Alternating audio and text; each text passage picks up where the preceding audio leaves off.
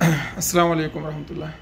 وعلیکم السلام ورحمۃ اللہ۔ ڈاکٹر صاحب، یہ آج کل ڈینگو کا بہت زیادہ مسئلہ چل رہا ہے، لوگ کافی پریشان ہیں اور بچے بھی اس کا شکار ہو رہے ہیں، اور دیکھا جا رہا ہے خاص طور سے یو پی وغیرہ میں کافی لوگ اس سے متاثر ہو رہے ہیں۔ تو ذرا اس کے بارے میں بتائیں کہ ڈینگو ہے کیا، ہوتا کیسے ہے یہ؟ دیکھیے، ڈینگو جیسے دوسرے امراض ہیں، بخاروں کی جو الگ الگ قسمیں ہیں، ویسے ہی ایک قسم ڈینگو بخار کی بھی ہے۔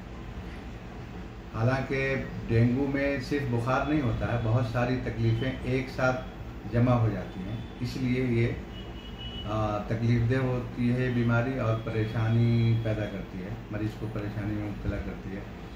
دراصل یہ بیماری جو ہے ڈینگو، یہ مچھر سے پھیلتی ہے۔ اچھا۔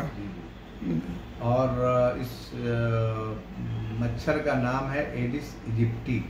اچھا، یہ مچھر کا نام ہے، اور اس نام کا جو مچھر ہے اس کی جو ہے فیمیل کاٹتی ہے، اچھا، میل نہیں کاٹتا جی۔ اور ایک خاص بات یہ ہے کہ یہ مچھر صرف دن میں کاٹتا ہے، اچھا، تو مچھر سے پھیلتا ہے۔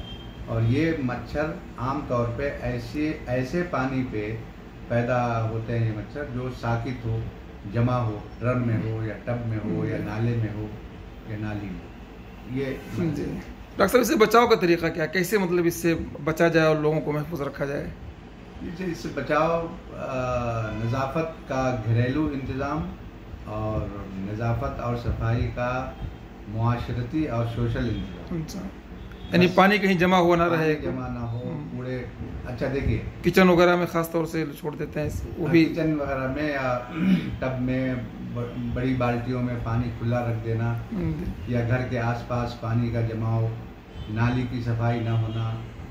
نالی میں اگر پانی کی نکاسی کا انتظام ہے، پانی بہہ رہا ہے، تو بہتے ہوئے پانی پہ مچھر نہیں بیٹھتا ہے، سمجھ گئے نا؟ یہ ایک عجیب بات ہے اس میں۔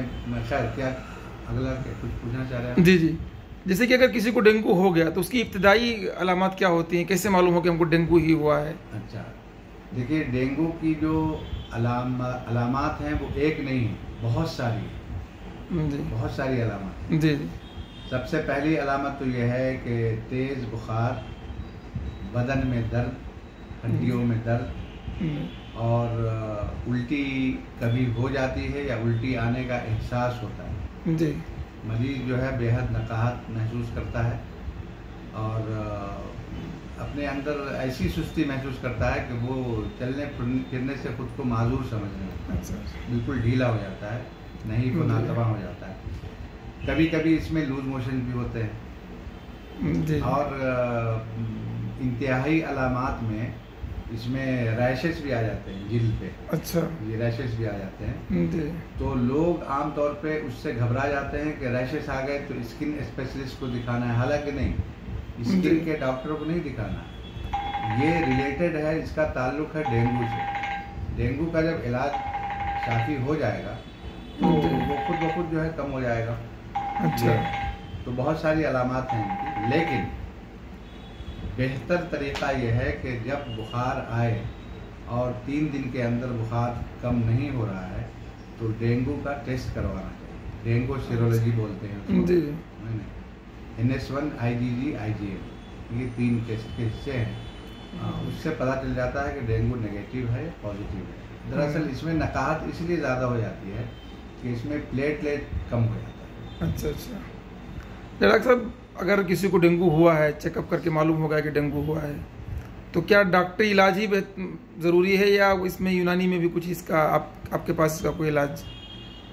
دیکھیے، WHO جو ورلڈ ہیلتھ آرگنائزیشن ہے، اس نے تو کوئی دوائی ریکمینڈ کی ہی نہیں۔ اس کی ویب سائٹ پہ جا کے دیکھیے، وہ یہ کہتے ہیں کہ بخار کے لیے پیراسیٹامول سادہ، اس میں کوئی دوسری دوائی نیموسلائڈ یا ڈیکلوفینک وغیرہ کی آمیزش نہ ہو، سادہ پیراسیٹامول دیں اور مریض کو سیال غذا پہ رکھیں۔ اچھا، اور آرام کرنے دیں، بس یہی کہتے ہیں وہ۔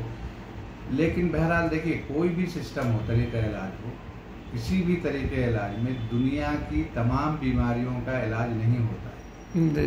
یہ کوئی سسٹم والے اس کا دعویٰ نہیں کر سکتے۔ اسی طرح سے बहुत सी बीमारियों का इसमें इलाज नहीं है, और चुनाचे अभी तक कोई इसकी दवाई एलोपैथिक सिस्टम से नहीं आई है डेंगू की। लेकिन मैंने सुना कि आप यहाँ इसका इलाज होता है, आप इसकी खास कुछ दवाएं देते हैं। हाँ, यूनानी हर्बल में है, इसकी दवाएं हैं, ऐसी दवाएं जो प्लेटलेट को इंक्रीज करें।